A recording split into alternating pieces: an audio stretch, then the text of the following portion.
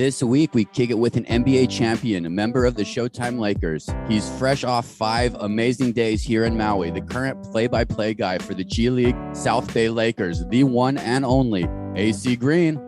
Let's go. This is AC Green on the One Star Recruit podcast. Thank you so much for your time, and let's go South Bay Lakers and Laker Nation.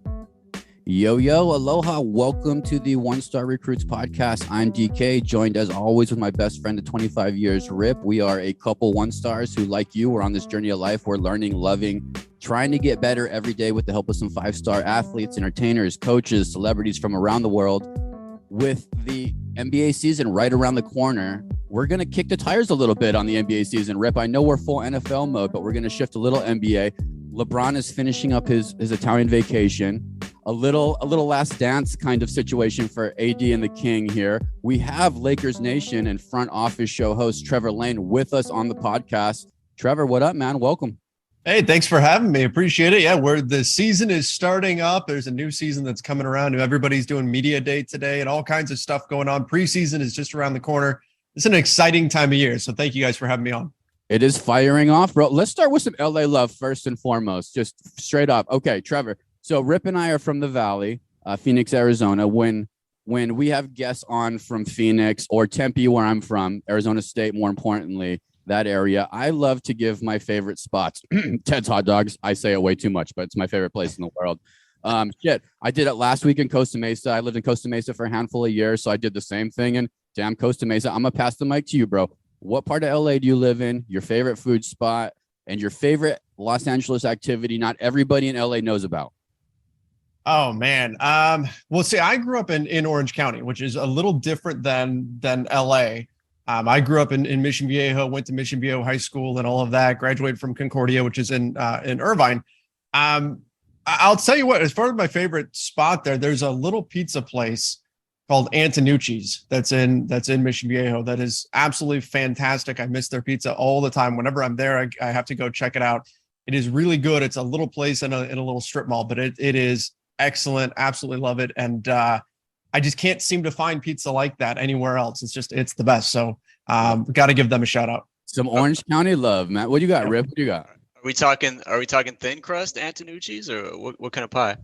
It's more of a thick crust, but it's just the toppings they put on. The pepperonis are like extra small pepperonis, but just have a ton of flavor in them. And it's just the right amount of cheese. And even when you get to the crust is fantastic. So you don't want to stop eating it at some people just kind of throw the crust away. They eat the pizza itself and then toss the crust. My wife does that all the time. Not with this pizza. Like, it's all just wonderful. No ranch needed for the Lane family down exactly. there. You know, Mission Viejo, a lot of, tell me if I'm wrong, Rip, you probably know this. I feel like a lot of pitchers and quarterbacks might come from Mission Viejo. Is that wrong? Did I make that up? Mark Sanchez. Sanchez, yep. Yes, yeah. One that comes to mind. Yeah, maybe that's the only one. I think I always think they're more for some reason. The beautiful area. How about you, Rip? You lived in LA by the airport. Remember those good old days, Playa del Rey? Yeah, I spent about a dozen years in Playa del Rey, like probably one of the most hidden pockets of LA down there. And Cantellini's Salerno Beach, Italian restaurant right down off of Vista Del Mar toward the beach. Amazing little Italian spot, like a 500-yard walk from the beach. Cantellini's amazing. Like an Italian food podcast all of a sudden. Yeah. Rip, that apartment was pretty smooth, but those planes were so obnoxious. I don't know how people can LAX lifestyle live that. You pulled it off though, bro, successfully. Yeah, 500 yards from LAX also, man. It's like a flight every 30 seconds basically coming out your apartment window. It's brutal. Holy shit. You know, it's close to the El Segundo G League team there. Trevor, you spent any time down there checking out the G League team? We're big G League guys. I worked for the Santa Cruz Warriors for a handful of years, so I got a special place in my heart for it. 1 to 5 stars, South Bay Lakers. With the South Bay Lakers, I haven't gone to check them out recently. But G League games are always a ton of fun. I mean, look, it's something that, you don't hear a lot of people saying, oh, I'm going to go to a G League game right now, but you get a lot closer to the floor in a G League game than you would in an NBA game buying a regular ticket. It's just a very different, more close up, more intimate experience when you're there at those games. And now that the NBA has just continued to grow the G League, it's becoming more and more of a true minor league as time has passed. And it's becoming more of a real path into the NBA for these young players. So you can really get out there and see some of the future stars in the league by checking out the G League. So I would highly recommend it. Again, I'm kicking myself. I should have gone to see South Bay Lakers more often, but been a little bit busy with life and the parent club, the Lakers, and everything else going on for sure. You're doing your thing, brother. Talk to Rip. Rip's a big VIP there. Rip, who's your guy down there that we work with? Rip loves going down to G League games because 1 stars get treated like 5 stars, and you nailed it, bro. You could take your whole family for $50 and see really what I think is the second best basketball league in sports. Am I right, Rip? Yeah, I mean, like Trevor said, there's not a bad seat in the house, and for 1 stars like us, we get the press pass, the media credential. We sit courtside, and we had Mac McClung on a couple times last year, and there's some guys who are definitely, I think, going to get some minutes with the parent club this year. Jay Huff is a big 7-footer who Lakers might need a little bit this year, right, Trev? They might indeed. Yeah, he looked really good during Summer League as well. He opened up a lot of eyeballs. A lot of Lakers fans messaging me saying, what can we do to keep this guy? Can he get a full roster spot? And again, he was with the G League club, the South Bay Lakers, last season. Right now on a contract that would put him towards the G League again this year. Wouldn't surprise me, though, if it's not the Lakers, some other club is going to come in and swoop him up unless the Lakers can find a way to clear a 2-way spot or something like that for him. 7-footers do not grow on trees, bro. Let's talk about this. So, Trevor, I live here in Maui. Beautiful. I'm on the west side. Nice. We had the Showtime Lakers out here for a reunion last week. It was terrific. It was Kareem, Magic, James Worthy, Pat Riley, Jeannie Buss, our guy on the show today, AC Green. We had them all out here. First, let's give some Maui love. Have you been, Trevor, to Maui? Have you experienced this wonderful place? I'm not. I've been to Oahu twice. I've been to Honolulu. And I went there for soccer tournaments when I was much younger. And so I haven't actually gone and really explored Hawaii, but it's on my to-do list for sure. It's on his list now. Rip, you need to get your ass out here too. You both have a friend here. So you guys call me when you land here. We'll show you what's up. But it was great to have the Showtime Lakers here, not only highlighting the island, but really kind of giving some, I don't know, goosebumps type feelings, them getting back together.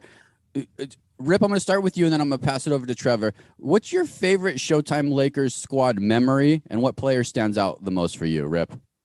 I mean, as you know, DK, we grew up Suns fans, so not a lot of good memories for Suns fans when it comes to the Showtime Lakers. But I think just a favorite memory in general is Kareem Skyhook. We see one guy, I think, in the G League trying that the last few years, but that's kind of a lost art. No one does the Skyhook anymore. And as far as favorite player, I got to go Kurt Rambis because he did play for the Suns for a while. He's kind of an underrated guy off the bench and really just a fan favorite in LA, Phoenix, everywhere. I believe he was at the Showtime reunion last week as well. Mm-hmm. So I'm going Rambis for my favorite Showtime Laker player. Oh, I fucking love it. Some would say him and his wife a little meddling in front office stuff that we don't like so much. We'll talk on the second half about that. Trevor, same question. What's your favorite memory of that Showtime squad? Who's your favorite player? The Showtime team was my initial connection to the Lakers. It's part of why I'm covering this team now today. By the earliest memory I have, literally, is of sitting on the couch with my dad watching the Showtime Lakers. Like a lot of kids back then, I tried to mimic Kareem Skyhook. I'm nowhere near as tall. Did not work out for me, but Kareem Skyhook was, of course, iconic. But one of my favorite Lakers of all time has been Magic Johnson, and just the passing, the flair that he brought to the game. So some of the passes that he made were absolutely fantastic. And that's something that always sticks out to me, was the way Magic Johnson just conducted a basketball game was phenomenal and unforgettable.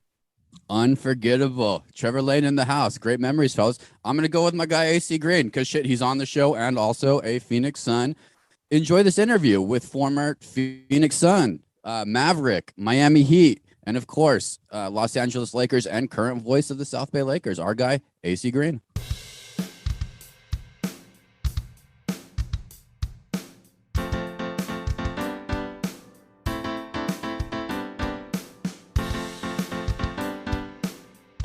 Now joining the One Star Recruits podcast, we have a husband, a native of Portland, Oregon, a 3-time NBA champion, and a guy who I can almost guarantee is never late to anything, the NBA Iron Man, AC Green.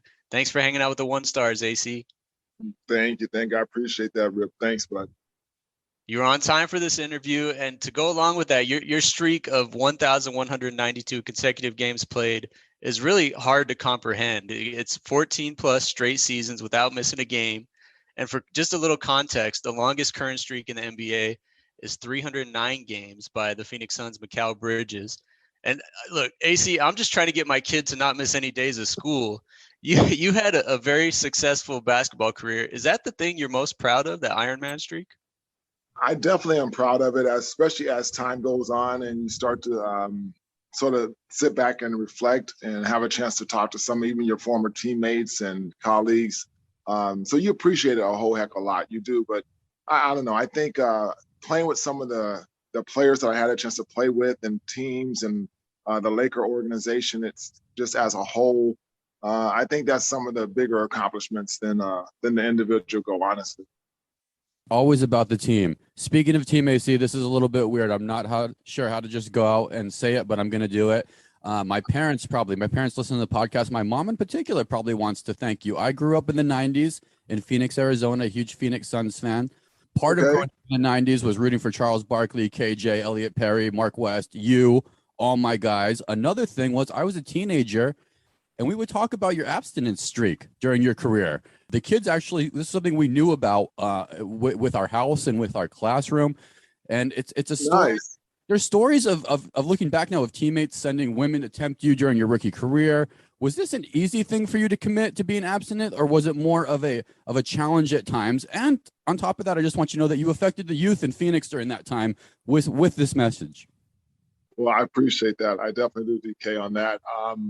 I really, because I had a lot of practice at it, so you develop momentum, you develop chemistry, where it becomes, a habit, becomes something that's a habit becomes sort of something you turn into a lifestyle, and then it turns into a just second nature, and then it just honestly becomes old hat. So you don't have to try and do anything. It's just part of who you are.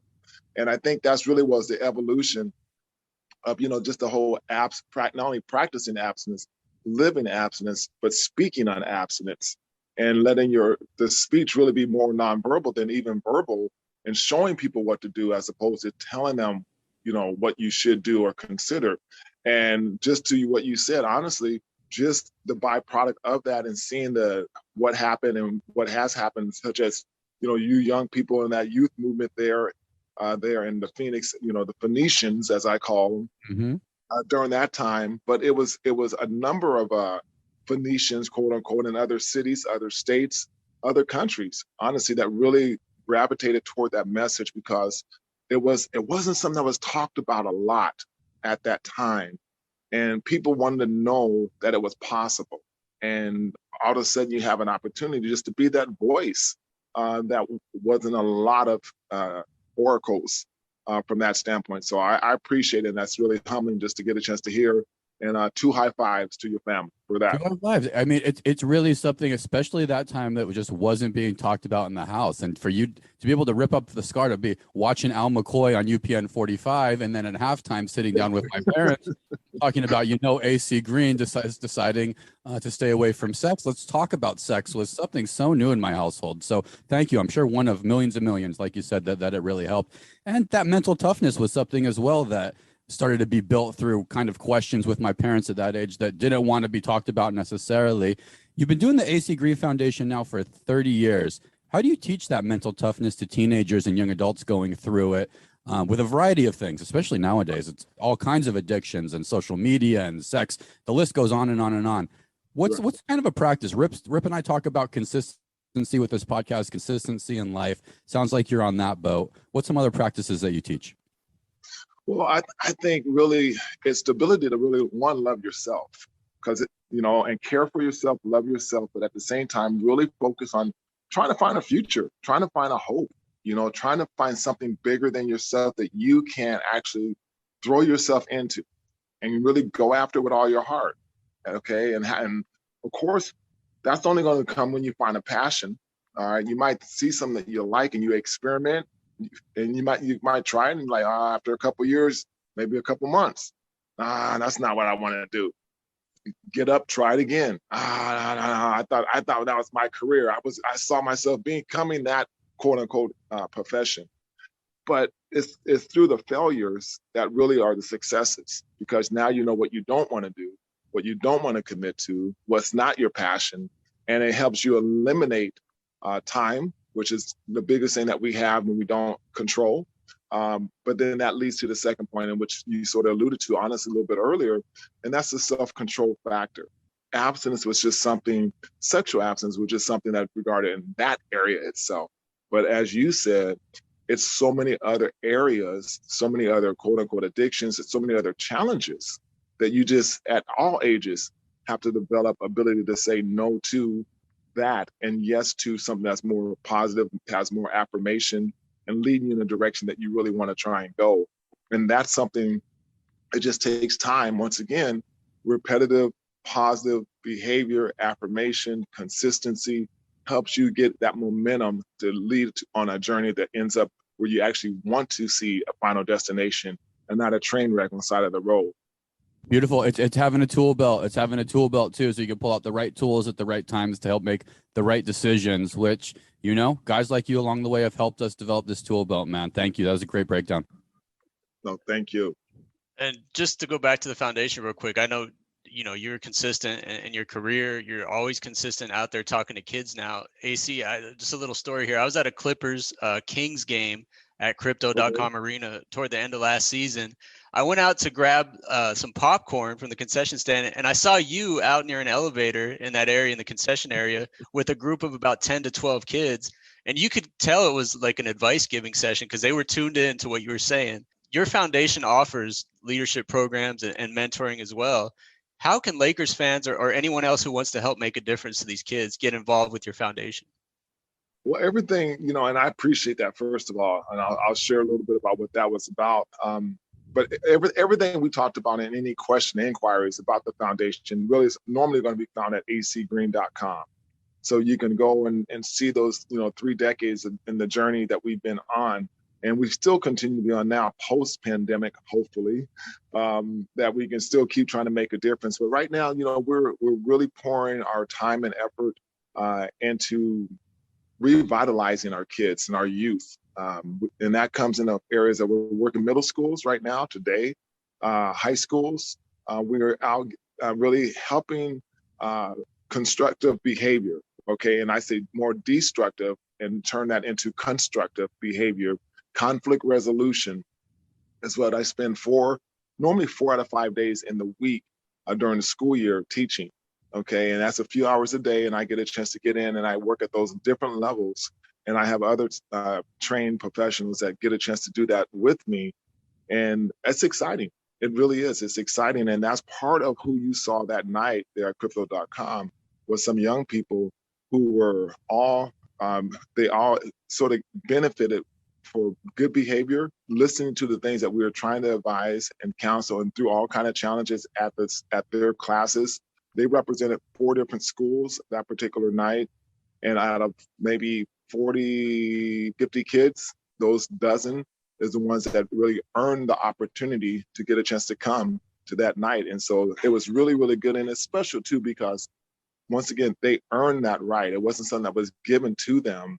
And so we try and break down that whole entitlement attitude, that entitlement feeling in our younger generation that they are battling against so much, because it's a challenge for some parents, single or both, to really communicate with our kids today. And so they're trying to throw and shove things at them without the kids really earning those things. And they don't fully appreciate the opportunity, nor do they appreciate the giver of those gifts a lot of times these days. And so there comes a little disconnect, not only inside the home, but also at the school too, in the school level. And that's why they call organizations like mine to come in, hey, can you help us communicate to this generation? I'm like, I was born and raised to do this. I love it. You've been doing it since I've been a fan of yours, AC. We were Phoenix Suns fans, I mentioned, in the 90s. You played in Miami and Dallas, but obviously the main part of your career was spent in Los Angeles. 3 titles, some unbelievable teammates. You've made LA your home. Explain to One Star listeners why being a Laker is different than being a member of any other team.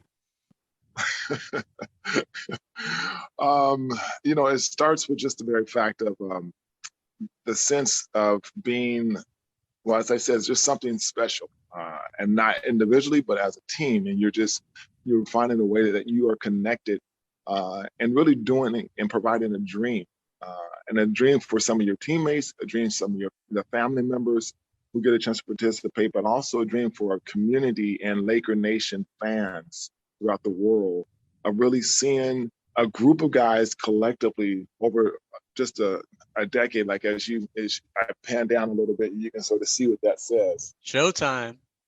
And you sort of look at that, and that's a championship trophy in the years in the 80s that reflects of, just a vision of Dr. Jerry Buss, that really had to really see entertainment, Hollywood, come onto a basketball court.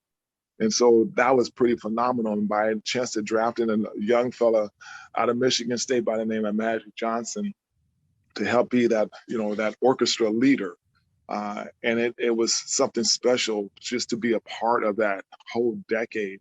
And that's just for people who are just appreciating basketball, 75 years in its existence right now, our Laker Nation in a sense, and us getting a chance to really come together and just reflect back on history and memories with our Laker Nation fans. That is something that is special, a little bit different than what most people have had a chance to see over the time. I think a lot of times you see a championship team and they're good for a year or two. And they're in the hunt for maybe 3 or 4 years. And then the team blows up, superstar leaves, there's something that happens, and next thing you know, who's next team up? And then you're the same kind of repeated process. And it's just a cycle that sort of continues. Or it's the one and done teams, they have one great year and they cap it off and they get that crown, they get that chip that year, but then you don't sort of hear much more from them. But it was just something special to be a part of Laker Nation, as well as our Showtime era, especially, where you just dominated for a whole decade. The history and the record speaks for itself. All the finals appearances and the championships in the finals at the same time, and the likes, the Kareems, the Magics, the Byron Scotts, Kurt Rambis, Bob McAdoo, Norm Nixon, James Worthy, Michael Thompson. I just started thinking and naming guys that you had a chance to be a part. And for me, it's a little bit different too, because I was fortunate enough to come back and play with Shaq and Kobe in that era and win another championship. And so that was to see that bridge. That also goes to that first question. That was something that I was very much proud of, to see what Showtime did for me as a young AC Green, to being then the elder statesman on another, hopefully, championship quality team. And as winning that first championship of that three-peat, and first for Shaq and Kobe and Derek Fisher, Rick Fox, Glenn Rice, those guys hadn't tasted that before. And that made it special, just to show them, hey, this is what a championship DNA looks like. And especially our Laker way of doing it. So very special time. It's a movie life. You're in LA, but it's literally, I see a movie life. It's so inspirational and amazing. I can't wait for the screenplay to drop. The common denominator for you and me, I worked in Golden State at the time when there was a turnaround with ownership. We watched old owner leave, a governor, we should say, and Joe Lacob and Peter Guber come in and change everything from the top down. Jerry Buss did that similar thing with branding and getting the right players for the right type of basketball that he wanted to do for that city. We're kind of in a bit of a rough spot in Phoenix. Robert Sarver suspended, $10 million and a year. Conflict resolution, AC, it's something that you do every single day. What's the counsel? Two things. What's the counsel that you give for parents having this conversation in Phoenix with their children right now, if it is coming up? And secondly, what's your advice for CP3 and DeAndre and some of these vets to hold it together? It seems to be the missing link for me in becoming the Lakers, becoming the Warriors, the ethos that is culture that starts at the top, I believe. What's your advice for these guys? Keep believing. Honestly, I live in LA and Phoenix. Okay. And so since my days, and as you talked about, the mid 90s, I've always had residency there. And so I'm there quite a bit more than LA in reality. So I feel the pain from that standpoint. The quest and the hunt for that chip, okay, it's always great. It's always fun. Only one team's going to win. But at the end of the day, it's going to really come down typically to that team that really understands you have to beat that team. you have to come together. Self has to be checked at the door, and you got to play for each other. You have to be able to not only play for each other, but really go to battle and be willing to sacrifice it all for each other. And that sometimes even means family ideas and family quests and family time. You never put aside your family, but you have to make some sacrifices in regards to that. Also, if you're trying to honestly get to that level, you're trying to just compete and you're trying to see how far things can go, how far you can roll dice, then okay, you're probably going to get those results for that. But the ones that are willing to make that ultimate sacrifice overall, keeping the team together, teammates trying to stay together as opposed to trying to, move to the next best opportunity, and finding that bridge in between, that's really what that's going to help develop that first level of championship DNA. Then you get a little success by winning just hopefully one championship, because you definitely better not try and count on and take for granted that you can do that and get to a point where you can say, oh, we're going to win multiple. No, one is the beginning. The success for the Phoenix Suns that they've had in the last couple of years, of course, I've been proud and very proud of what I've been seeing. But it is still that element that's sort of missing. The experience over the last couple of years can be a biggest, benefactor going forward if they can stay healthy and they keep retooling, talking about tools, retooling in the right areas. That's going to continue to bring that experience as well as that fight and grit that a championship team really, really needs. But it does go back to everybody then becoming on one page, not their page, but one page for the team ultimately. You nailed it. Nailed it. It's a microcosm, and I think we can get into the details of this yucky situation, but I think you nailed it. It's one team, one dream, all on the same page. When we see this work in the dynasties, the Miamis, the Bostons before them, your Lakers, this is what we've seen, and we are so hungry in Phoenix, AC. So hungry. I mean, my stomach still hurts every day from that playoff loss against Dallas. So thank you for keeping the faith, man. Thank you for giving us a reason to believe. We think that we're on track, but this had to happen with Sarver because we have to see now. I hope the leaders on this team, both front office and basketball, to really start aligning on that single page that you said, AC. We believe, baby. Very, very true. It is, and you honestly hit a good point though, because the front office, look at the championship DNA and the championship level, so many recent and then just historically, the front office was intact. Okay, you don't normally have the drama that comes out of a front office that is not has the ability to trickle down to the team and then on the court. You run and have a first-class organization. You might come up short, but your organization is ran in a top manner, first class, and your execs all understand that, and they all let it trickle down from top to bottom. And I think that's what does have to. The belt has to be tight. Okay, the screws got to be really, really tight, even more there within our Phoenix Suns. So hopefully that can be done, and that's being worked on right now because it's not always all on the court. It's the other departments out there, and that's what I loved. Being with the Colangelos at that particular time. What I felt it was the closest thing to being part of the Lakers.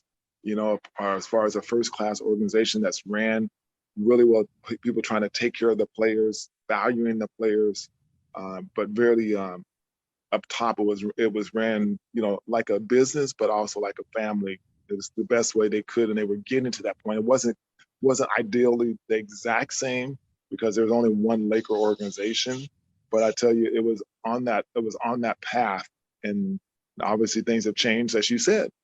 Ownership change and structures change, and people now they find themselves enjoying the fact. And I just had this conversation last night. I said, sometimes right now we're finding teams that just enjoy being a part of the club. And the ownerships groups are just enjoy being a part of that ownership club, but not necessarily willing to make the sacrifices to do what needs to be done to be competitive there, and then see the success and sustain at that level. And that's equivalent to a young player just saying, I made it. And I told him, I said, at this conversation last night, I said, hey, it's like a young player getting drafted, making it to the league, and not willing to work on their game and develop so they can stay in the league. Biggest analogy I can probably give in that same scenario. It happens all the time. And AC, what we would give to have those days back when Jerry Colangelo was the owner, man. We end every interview with the segment we call 1 star to 5 star. I mentioned we're 1 stars. We're trying to get better with advice and tips from every guest we have on this podcast, like yourself. So I want to ask just a few questions that run the gamut on a 1 to 5 star scale, 1 being the lowest, 5 being the highest. Let's start it out. A 1 star moment during your career was something that I remember vividly watching, and it was when J.R. Reed of the Knicks took an elbow to your jaw and knocked out a couple of teeth while you were with the Suns. It was an ugly moment, a 1 star move by J.R. for sure, but it still remarkably didn't cause you to miss any games. Was that the closest you came during your Ironman streak to sitting out? No, that was probably, I think mentally, that was probably a 5 star mentally. And I say that only because it was a back-to-back night and I could not get to Utah. In my own mind, I wanted to go with the team to go to Utah. And once that game was over against the Knicks in Phoenix, next night we're playing in Utah. I'm like, I'm ready to go. Let's, and our doctors are like, no, you're not going right now. We need to do some tests. We need to look at some things. And I'm like, okay, well, let's go. The game is in like 9 hours. I got a game.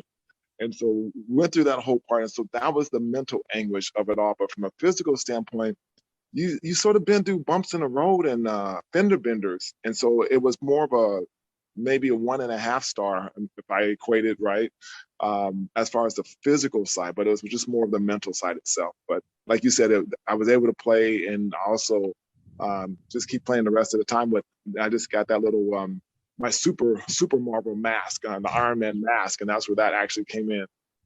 You look good in that mask, AC. I love turning the 1 star moment into a 5 star moment. That's why we love you, AC.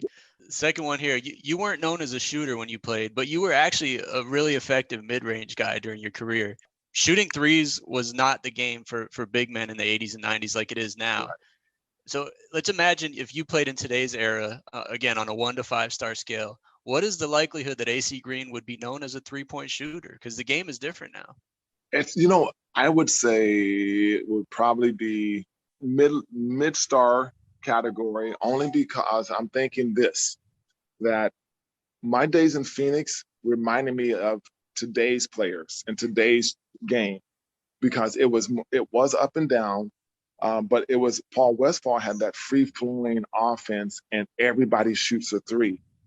And so I went from not wanting and not even thinking about shooting threes to no, everybody shoots threes. You need to work on this. And I had career high in attempts, makes, and all that other kind of stuff. And so that's sort of I would probably I would be inside more because I still have that was my mentality.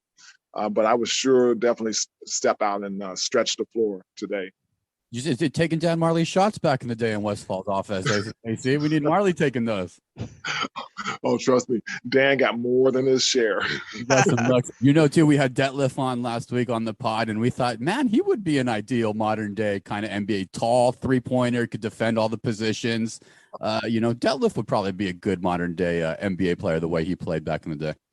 Oh yeah, that no problem at all, because you hit it right on. He was Mr. Versatility right there. We played against each other in the pack at the time. Me at Oregon State, him at Washington, and he was just always able to do everything, and I always admired and feared that about him, being a competitor with him and against him. So yeah, he would be perfect.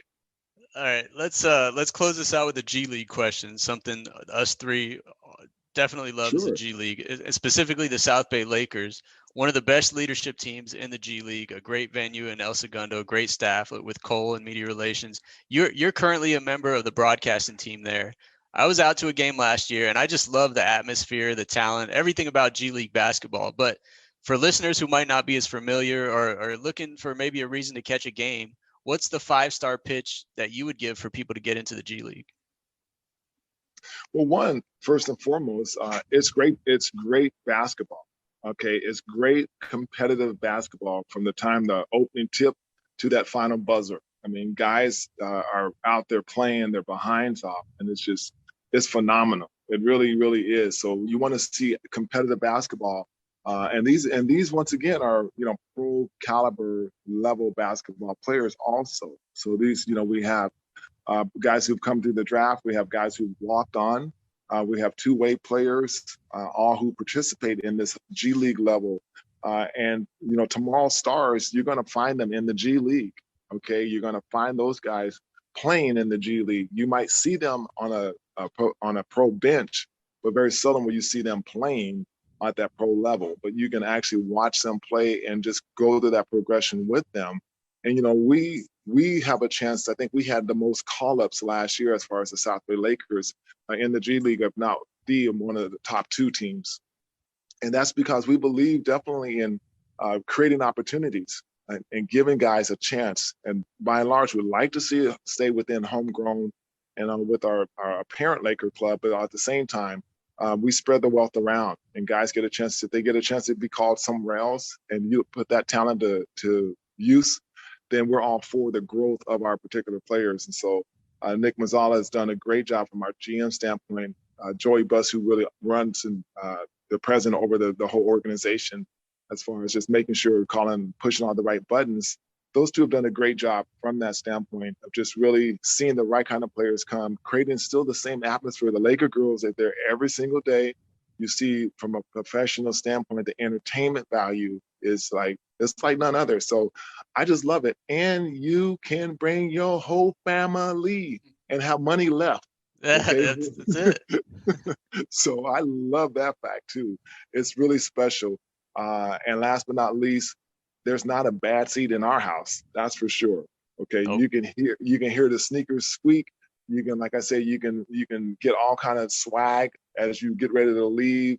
And you just feel the environment. It's great. It's just a great experience. And I think we have one of the best broadcasting teams also, but I'm a little biased. Yeah, so you're a little biased. You're pretty good at it. One of my favorite happens to be the Santa Cruz Warriors up in Santa Cruz. They just got Mac McClung, who was so fun to watch last year down in LA. It's a bummer you couldn't hang on to him, but I also love Kevin Dana. He does play-by-play for Santa Cruz. Not only are there great basketball players, there's great announcers in the G League who are coming up too, and guys like you. AC, do you want to be in the pros? Are you happy in calling games down in the G League? I mean, you're great either way. You have a dream of being up in the calling NBA games? I like being around the games themselves, and as you've heard and we talked about earlier, in this conversation, I'm about building young men. Okay. That's been part of my passion, part of my dream. And I'll do that. I've been doing it at both levels, but from a communication standpoint, wherever needed, as that really, really goes. I love calling our G League games. They're fun watching the progression of our young people and how they are actually getting it, and they're starting to connect with what the opportunities really are.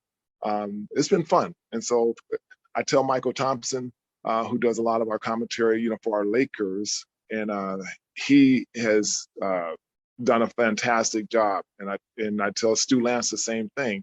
Michael's on the radio, Stu's on TV, and I'm like, guys, I just want you to know I'm your biggest supporter. All right, but don't fall asleep. You're the best out there, supportive, but AC will take your job if the position becomes available. Everybody go to acgreen.com now. Read up on all the awesome things that he has going on with the foundation. Truly a class act guy doing great work to help the kids in every community that you touch. AC, thank you for coming on the One Star Recruits. We really appreciate you. Indeed, guys. Appreciate the time. Thank you so much, everybody. Thank you, AC. Thank you for carving out some time for the One Star Recruits. Rip, you mentioned the Skyhook. All three of us are Arizona guys. We got Queen Creek with Trevor, Tempe, Mesa with Rip and I. When the Skyhook was the best? Pool basketball. That's when it's a dominating shot. You guys ever play pool basketball and break out that hook shot? Yeah, you're in the shallow end, like the 4 foot end, and you use your left leg to jump a little off the bottom of the pool, and you get the Skyhook going. You feel like Kareem out there. He brings you up to like 6'10". Yeah, that's when you can actually get up to the level of the rim and do it. So then it feels more true to life, more accurate. Yeah.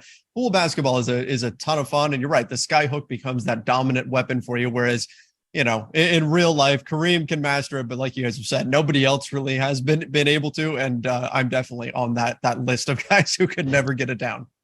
It's a tough thing, but pool basketball we're wrapping up summer, but all your Arizona listeners know how important the pool when you go out to a pool in Arizona, you see a basketball hoop, it's on. You see a basketball and you see those circular rings that sink to the bottom and a pair of goggles that you got me for 6 hours right there. Anyway, let's talk trades. So Rip, Trevor's amazing. Trevor, I'm going to give you some props here. Really great information on NBA trade opportunities, options, ways to think about trades. Thank you. You focus in LA and the Lakers. I got a question now because how do I say this? Okay. So with the Sarver situation, I'm just going to start from the scratch. So I understand the Phoenix Suns are going to go through this culture change, and I'm not expecting a championship this year. I'd love to see a miracle workout in Chris Paul and make it happen and Phoenix Suns ride off with a championship ring. But I know it's a top-down reboot, and that takes a little bit of time.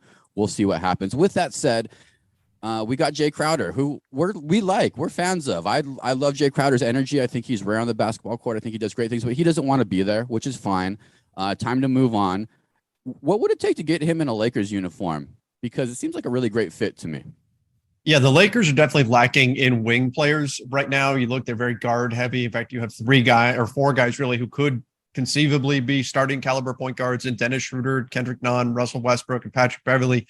So they're very guard heavy. You don't have a lot on the wings aside from LeBron James and Anthony Davis. You can look at Wenyen Gabriel in there, Juan Toscano Anderson, Troy Brown Jr. But again, in today's NBA, that's not enough to really cover the wing position, which has become the most important position in the league. So Jay Crowder can help you there. He can be that forward that can space the floor, and certainly something that the Lakers need. The challenge, though, is with his salary at over $10 million. The Lakers, since they made that infamous Russell Westbrook trade, they just don't have many of those guys on the roster anymore that are making like that $10 to $13 million range that you've frequently seen thrown into deals or stacked up in order to get a bigger trade done. They don't have those contracts. Lonnie Walker can't be traded till I think it's December 15th.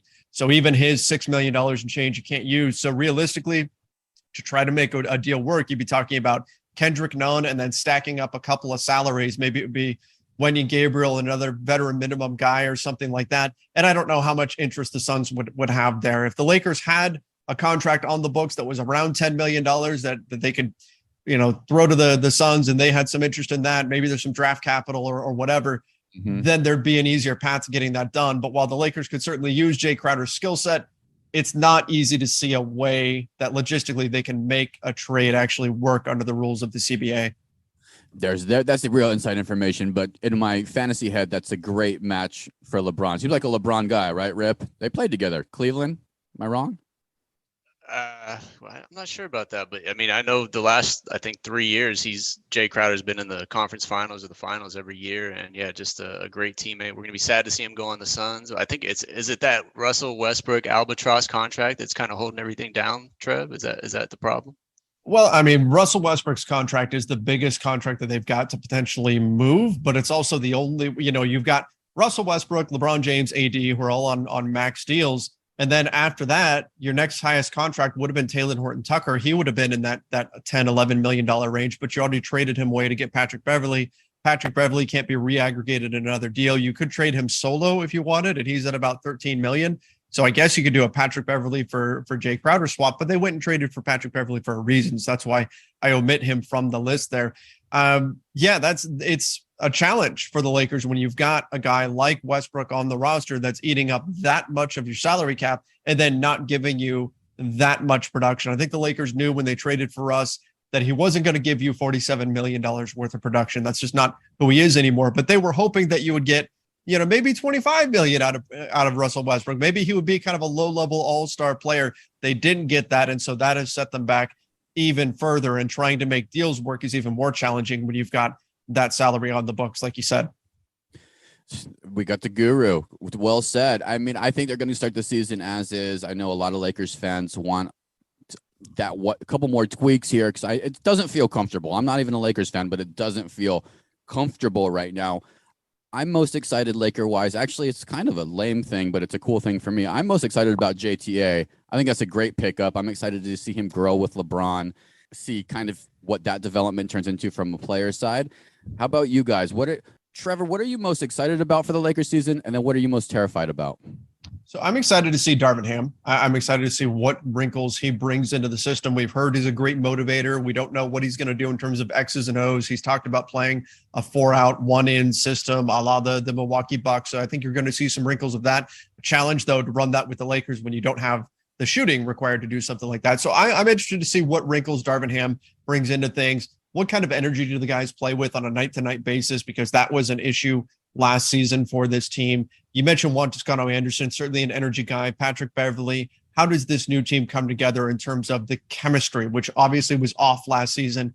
Can those wrongs be righted this year? What I'm terrified of is what if we see them come out of the gates and stumble? Because I'll tell you this, the fan patience, it's very, very, very thin. It got really bad between Russell Westbrook and Lakers fans in LA, in the arena.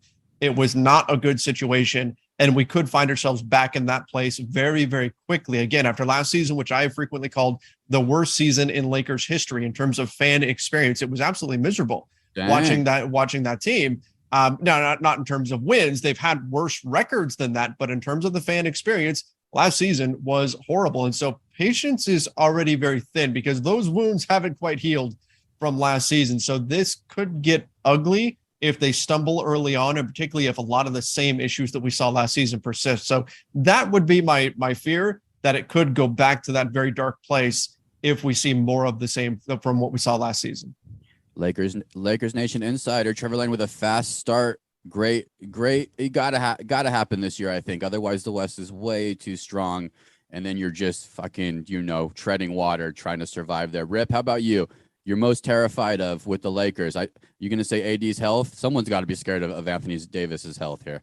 I mean, look, I'm a dad of 2 kids, and we go to the park and they play at the playground. And what the dads do is we sit around and we talk NBA, right? Just watch the kids play at the playground. And I had a conversation yesterday, a huge Laker fan, shout out to G Gutierrez. And I mean, I think all Lakers fans are concerned the most about the shooting, right? The Lakers just don't have shooting. Even these guys they signed, Patrick Beverley, Lonnie Walker, not known as shooters. But to me, I'm actually rooting for Russell Westbrook now, because I generally root for the underdog, and I feel like he's probably the biggest underdog in the whole league at this point. But I think it's kind of an easy fix. If you just have him not shoot threes anymore, the percentages will go up as a team. I mean, his main skill to me is driving to the hoop, right, and passing. So if you just eliminate those 3-pointers where he shoots 28, 29% or whatever the hell it is, just don't shoot threes, Russ, and you'll be a much better player. Take it to the hoop, go to the foul line. That's my theory on how he can fix his game a little bit and get the fans behind him more. Because when he shoots those threes, man, it's just terrible. You shaking your head, Trev. Stop shooting threes, Russ. Do you agree with that? The above the break threes. Yeah, the corner threes, he shot a decent percentage from last season. And from what we've heard, the Lakers' plan is to encourage him to shoot more of those. It's important for Darvin Ham's fast break. If you ever watch the Bucks fast break, you see if there's 3 guys out on the break, 2 of them run to the corners, right? That's what you see in order to space the floor. The Lakers want Russell Westbrook to do that. They want him to be a guy who's willing to run to the corner and then shoot the corner 3 when it's available. But I think they would prefer to see him not shoot the above the break threes, which again is huge. But there's a lot of other stuff that he's got to clean up with his game too.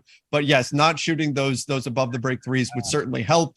Teams don't defend him out there anyway, so I don't think it's going to change your floor spacing all that much if he just decides to attack the rim each time and go for it. But we'll see if the Lakers can get him to play the style of game that people have been saying for years he needs to ultimately adjust to. His back is against the wall, contract year.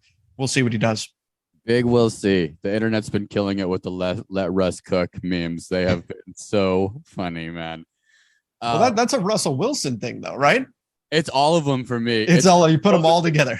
I put them in with Russell Westbrook too, because it's the same thing. You let them boys cook. You never even know. Hey, we had some good 1-star bumps this week, Rip. We have our guy Zylan Cheatham. Did he sign? Yeah, so he's back with the Pelicans on a training camp deal. Zylan Cheatham from Arizona State. Hopefully he makes the squad this year. If not, it looks like he'll probably be back with the Birmingham Squadron, the G League. Okay. And something similar is our guy LiAngelo Ball, who we had on earlier this year. He signed another training camp deal with the Hornets, DK. Went back with LaMelo, and that's a we'll shooter. see if he can make the squad. Let's go, Lakers Nation. Get on him. That's a shooter for you. I see you shaking your head, Trevor. I don't know. If I mean, he can shoot the ball. I think he wants to play with his brother, and so that's what we're seeing take place here. But hopefully he sticks. We'll see. But there's a lot of guys right now that are going to be trying to play their way onto rosters during training camp and during preseason. It's going to be one of the storylines to watch around the NBA. Who is it that can really turn heads and maybe get teams to make some roster space for them? Let's go. We're rooting for our guy Mac McClung up there with the Warriors. We got a non-NBA one-star bump. Rip, this was kind of funny because who would have thought? We did a score check. Our guy at Stephen F. Austin, head coach Kirby Cathcart, beat Warner 98-0, bro, in football. Is that right? Am I reading that right? That was right. It was kind of all over Twitter. Warner was an NAIA school. People were wondering why that was even on the schedule. But yeah, Coach Carthel down in Nacogdoches, 98-0. Ooh, 98-0. Wow. I think they maybe just played against Kurt Warner. Yeah, 11-1. Crazy. Trevor, one thing that Rip does really, really well in life is he's really good at booking guests for small podcasts and big podcasts. Do you have a guest throughout your entire memory growing up, idol, some dream guest that you may never hear of that you would love to hear an interview that Rip could add on his Go Chase list? Who would that be, Trevor? Who would be just a dream person in Trevor Lane's life? Oh, if you get Magic Johnson on, that would be absolutely incredible. I know he can be very, very difficult to get, but Magic Johnson would be a fantastic interview. If there was any way to get him, that would be definitely high up on my wish list. Have you guys had him on Lakers Nation? No, we haven't. He's been in, we've been in like interview scrums and stuff with him before, but a one-on-one interview, we haven't been able to do that. I'd like that. Maybe Rip, add that to your list. Maybe you can hook up our guys at Laker Nation if it crosses your plate. I don't even know how he does it, but he's very good at it. One last thing that we do on this podcast that we're really good at, not actually, just kidding. This is probably one of the worst things that I'm at on the podcast. We do recommendations of the week every podcast. Anything that just made us feel good in life, made us smile. We had a good time. We enjoyed it. Want to share it with the world. We do these recommendations. Rip, lead us off this week. Juan Pierre, this thing. Yeah, so Trev, usually we do like a television show, a product, anything that kind of added some value to your life this week. And this week I have a financial tip. My wife actually brought me to it. It's something called I-bonds. Right now, everyone knows inflation rate is crazy. There's these I-bonds that you can buy through treasurydirect.com.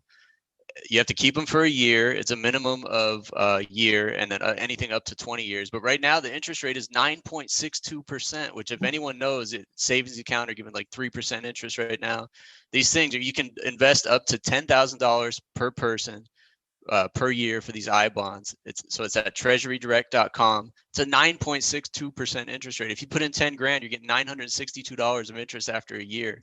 It's one of the best, safest investments out there. It's through the government. So everyone go put some money into I-bonds.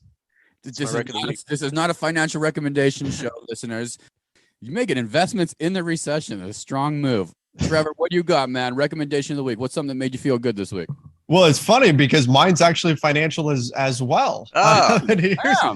Here's what I did was I used to have on my phone, I had my stock apps were on my home screen so I could see what was happening. I took those off my home screen, and that has been the biggest benefit to my overall mental health, because if you've seen what the market has been doing, it has been absolutely terrible. But removing that, I'm just saying, look, I'm going to ride this out.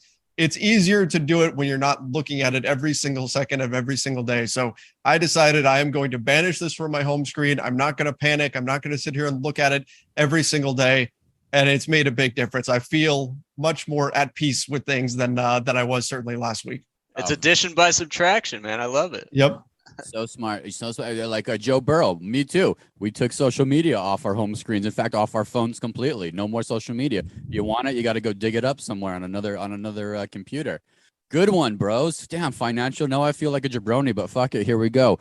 Netflix has a Chef's Table that's new. This I think it's this month. I want to say, but it's a pizza edition. I gunned through the first 3 episodes. It is so good. If you guys have ever watched Chef's Table, it is probably the best cooking show that exists, in my opinion. It's on Netflix. Big Arizona guy. If you love pizza, you'll love it. There's Pizzeria Bianco. Have you been there, Rip? No, that's like they're known for their white sauce, right? He does a white pizza. It's still delicious. It's the guy, Chris Bianco. He is the pizza god, and he set up shop in Arizona, and he uses all local ingredients from the Valley, which is awesome. Learn a lot about the Valley as far as like food and flour and stuff I didn't know. So you learn some shit. And if you love pizza, I mean, who doesn't love pizza? This is the show for you. So Chef's Table just dropped Pizza Edition on Netflix. Rec of the week. There it is. Wow, look at you. You're such a Netflix guy, man. Every other week, you're just telling us something to watch off Netflix. I might be a loser. You might be saying that I'm a loser on the low. You guys are doing financial advice. I'm watching pizza shows. Nevertheless, the podcast was 5 stars. Trevor Lane, you're a legend. Where can listeners find you and keep up with you? Where can Lakers Nation find you? Yeah, you can find most of my work over on the Lakers Nation YouTube channel, as well as the LakersNation.com podcast. You can find that stuff on Apple Podcasts, Spotify, wherever it is that you listen to podcasts. We're also going to be live during every Lakers game. We're going to be presenting our own stream of the game over on Playback, and you can find links for that all over our YouTube channel. It's a lot of fun covering the Lakers. It is dramatic every season, so come join us. We do talk through everything directly with fans. We take questions and comments directly from all of our listeners. It's a good time. So that's where you can find me most of the times, either on the podcast or over on the YouTube channel. And then on social media, most of my stuff over on Twitter at Trevor_Lane, on Instagram at Trevor Lane NBA. 5-star bros, Lakers Nation, enjoy this guy. Great energy. Rip, you got great energy. You know what? Here's what we can offer you, brother. Rip, let's set up an outing where you take Trevor out to a G League game. You guys chill with AC, give him the full tour down there, and we'll build some new bonds down there with the South Bay Lakers. You guys down? That's a great idea. They got Sounds some good good. food trucks over there in El Segundo, great seats like we mentioned, and I'm sure the Lakers are going to bring in some good prospects this year. So always down for that. All right, fellas. All right. Well, hey, take it easy. We'll be back next week. We're going to keep the NBA train going. We got a guy who I don't even have any good hints. One of the better point guards who's ever played the game coming up next week. 5 stars. We'll see you next week. See you next week. DK, we could call AC Green a fan favorite from the Showtime Lakers. We got a Lakers fan favorite from another era, Mark Madsen, Mad Dog, we had on the pod not too long ago. We're going to go to a clip from that episode with Mark Madsen talking about what Kobe Bryant taught him as a Laker and as a human. Let's go to this clip with Mark Madsen. Check out the rest of the episode with Mark Madsen wherever you get podcasts, One Star Recruits. I mean, Kobe did so much for me to help me in my career. I think the biggest thing, and it's, when I played in college, and the college environment, it's high stakes, it's a lot of pressure, but it's nothing compared to playing with the Lakers. So when I got to the Lakers, Kobe he wanted me to be better. He wanted to push me. I think he respected me because I always played hard, but he wanted me to try to do more in games. Sometimes my man would go and double Kobe. And when that happens, he wanted me to dive to the rim and get a layup. Well, sometimes I was probably nervous to do it. And so Kobe would get after me so hard. He said, anytime your man comes to double me or Shaq, you have to flash to the middle of the paint and make a play. And so he was pushing me to expand my game. And, it just helped me. And you're not perfect at this stuff right away because it happens fast in a game. Sometimes you're looking somewhere else in a game. The speed is so fast. But as he pushed me and he went at me sometimes, that helped me so much. And I will always be so grateful to Kobe for just pushing me to be the best person I could be, even when at times it made me very uncomfortable. And it was hard. It was hard, but I will always be grateful to Kobe for pushing me to be the best player I can be.